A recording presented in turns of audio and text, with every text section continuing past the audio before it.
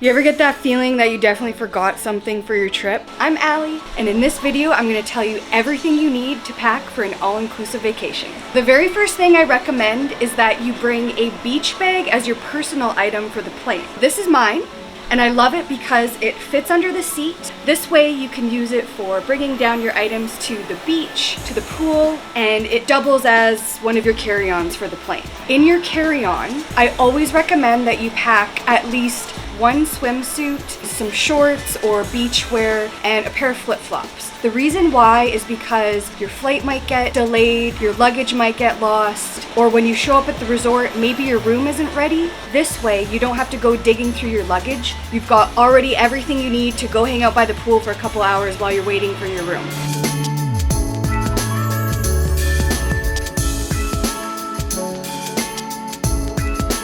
Something that everyone was super jealous of at the resort here in the pool so far were these pool floaties that fold up flat because there's only two sides that you fill with air, so they're really easy to blow up, and then it's just mesh in the middle. We were so jealous of the whole crew that had them for the last 4 days in the pool. All they did was float, enjoy. You can get them on Amazon. I think they're less than 20 bucks, and they're really easy to pack and bring everywhere with you.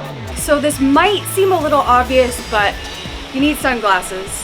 But here's my trick. I like to buy a couple pairs of cheap sunglasses on Amazon. This way, if you end up losing them or wrecking them, it's not a big deal. So I got these for $20. These are polarized. Polarized sunglasses are very, very important for when you're on the beach. It cuts down the glare of the water at the pool and the ocean, and if you don't have polarized sunglasses, it can start to get really irritating after a while. Polarized is going to be a huge, huge help. Your eyes will be way less strained at the end of the day. The other thing I wanted to mention about these sunglasses is that they're unisex. They look good on anyone.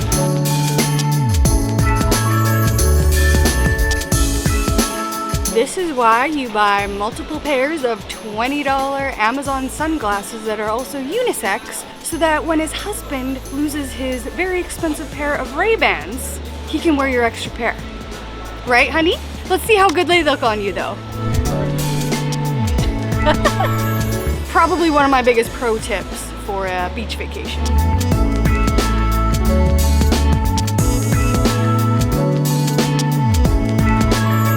So these are an absolute must bring to an all-inclusive resort. Plus I love how cute they are, but they're the perfect little item to save your towel at your beach chair. Check it out. This.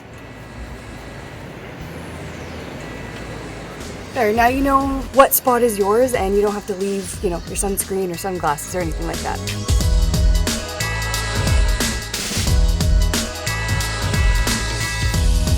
You need a hat when you're here.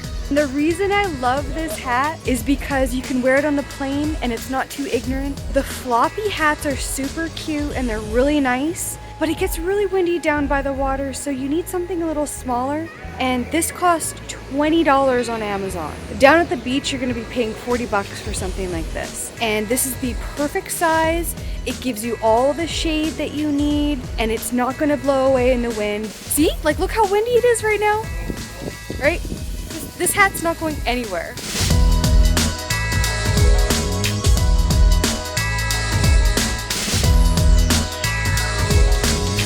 When you're packing for your all-inclusive resort vacation, make sure that you bring items for the evening dress codes.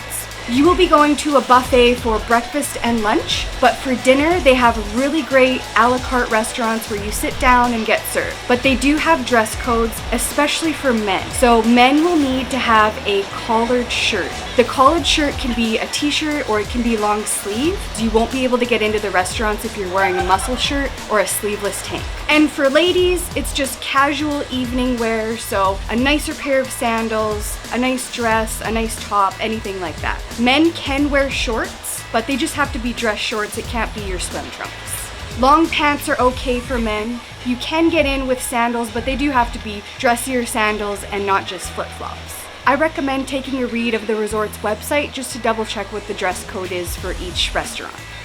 This is one of my best tips. Always bring sunscreen in the form of a stick.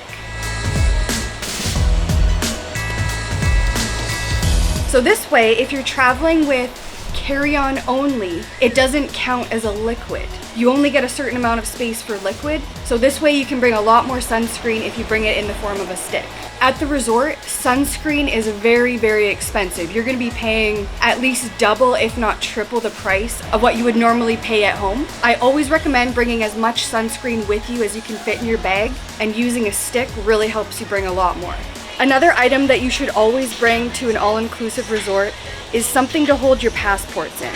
This is because it gets really humid here, and if you leave your passport out, most people keep them in the safe, but even in the safe, it can get a little humid, and I learned this lesson the hard way the first time I went to Mexico. I didn't have anything to protect my passport. The humidity got to it after 6-7 days of it lying out in the room. A lot of the pages actually started to curl up, and some of the border agents gave me a bit of a hard time because it was starting to look a little bit damaged. I don't have a waterproof one. This one's fabric.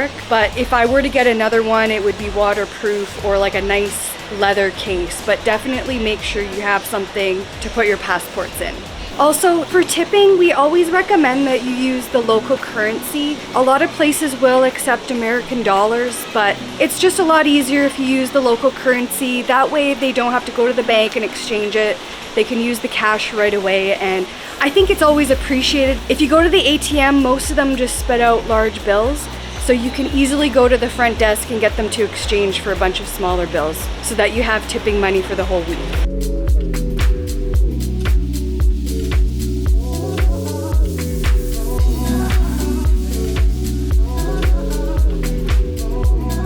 I have a few more things that I definitely think you should include on your list for bringing to an all-inclusive vacation. Check the link below. I've got all the details there. You're gonna have a great time. If you want to know all the products that I brought with me that I bought on Amazon, check the links below in the description, or read through my blog post where I've listed everything out. I've gone through everything in detail and put together a bit of a checklist for you so that you'll never forget anything again. And I've got tons more videos about Mexico and travel in Mexico, so be sure to check those out next. And we'll see you in the next one.